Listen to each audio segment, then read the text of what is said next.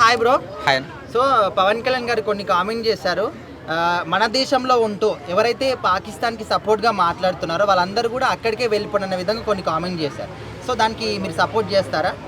దానికి నేను ఇప్పట్లో అంటే ఇంతకు ముందుకు అటాక్ జరగకముందు అయితే సపోర్ట్ చేసేవాడినేమో.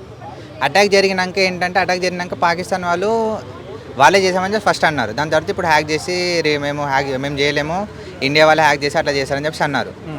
అది ఎంతవరకు కరెక్టో తెలియదు. బట్ ఇప్పుడు ఏంటంటే పాకిస్తాన్ వాళ్ళు అటు వెళ్ళిపోవడం బెస్ట్ అనుకుంటున్నా.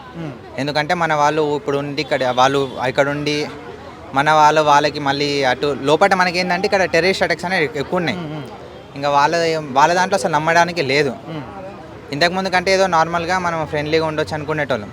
బట్ ఏంటంటే ఇప్పుడు ఆ టెర్రరిస్ట్ అటాక్ని కూడా సపోర్ట్ చేసుకుంటూ మాట్లాడడం అనేది అసలు చాలా బాధగా అనిపిస్తుంటుంది. ఇప్పట్లో నేనైతే దానికి పవన్ కళ్యాణ్ అన్నకైతే సపోర్ట్ అయితే చేస్తాను. చాలా మంది మన ఇండియాలో ఉంటూ పాకిస్తాన్కి సపోర్ట్ చేస్తూ మాట్లాడుతున్నారు. సో వాళ్ళని దేశ ద్రోహులు అనుకోవచ్చా? అంటే అంత పెద్దగా అయితే అనలేము. బట్ ఏంటంటే ఆల్మోస్ట్ అంతే, దేశద్రోహులే. ఎందుకంటే అటాక్ అయ్యింది, 26 మెంబర్స్ చనిపోయారు. ప్లస్ చాలా పాకిస్తాన్ వాళ్ళు ఏంటంటే చాలా చేశారు, భారత్కి ఇండైరెక్ట్గా చేశారు. ఇండైరెక్ట్గా అనడం కానీ సైన్స్ కానీ మొత్తం చాలా చేశాడు. వీడియోస్ మాత్రం చాలా వచ్చాయి. ఇప్పుడు దానికి మళ్ళీ అది చూశాక అందరూ చూసి మళ్ళీ సపోర్ట్ చేయడం అంటే అసలు నిజంగానే దేశద్రోహులని అనవచ్చు.